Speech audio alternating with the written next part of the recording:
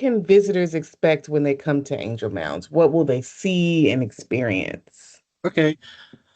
We have the recently renovated visitor center here. It's been open over a year now, since November.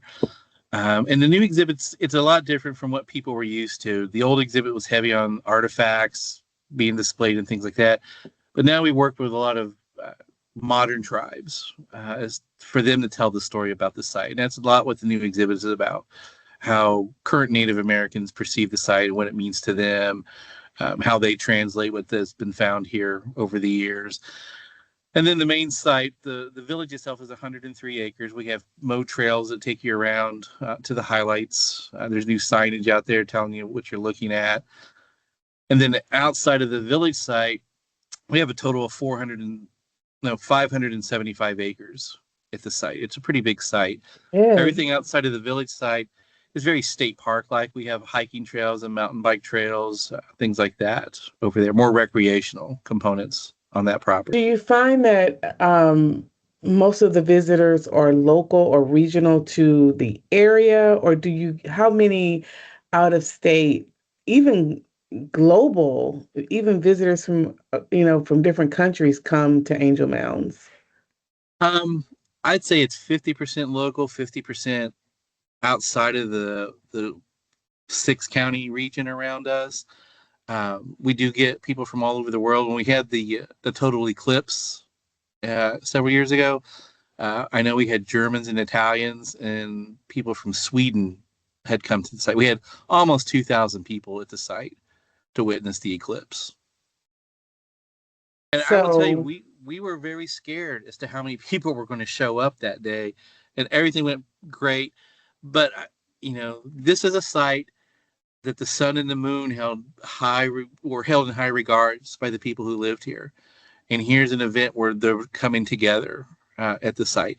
And I asked, some of our Native American consultants, what would an eclipse have meant to the people who lived here when it would have happened? And they said it would have been a rebirth, nothing to be afraid of, but it would be like after it was over, it was a whole new era of some sort. So what's the one thing you tell a visitor to pay close attention to that most people walk right past? We really play up this alignment thing nowadays. That these mounds were built with a purpose other than elevating the elite. They kept track of the year. They kept track of where the sun and the moon were going to be. It's not just something random that was thrown together. There was architecture involved. There was engineering involved. There was astronomy involved.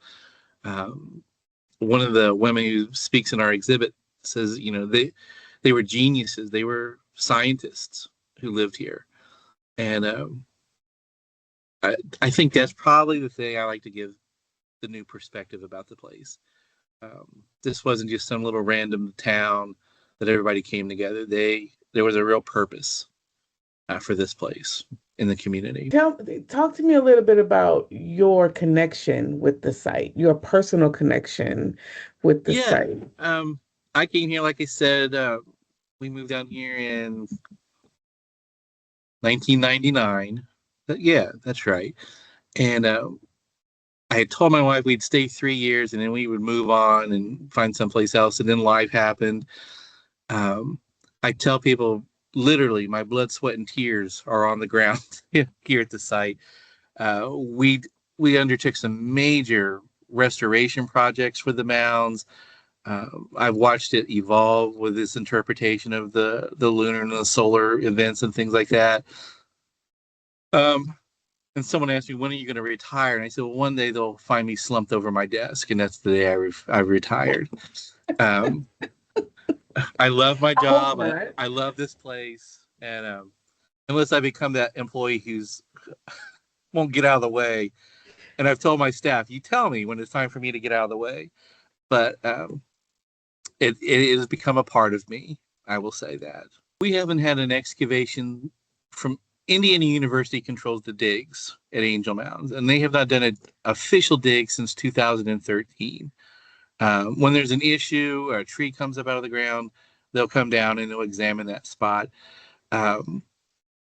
more than likely, where we will do what we call non-invasive investigations. We'll use ground penetrating radar, or there's some other techniques that we use. Um, Digging will be a last resort usually. But science, these ground penetrating radar and other issues or aspects can teach us a lot also, without actually having to dig into the ground. Oh, really? Yeah. So what does it reveal? I would think that's more.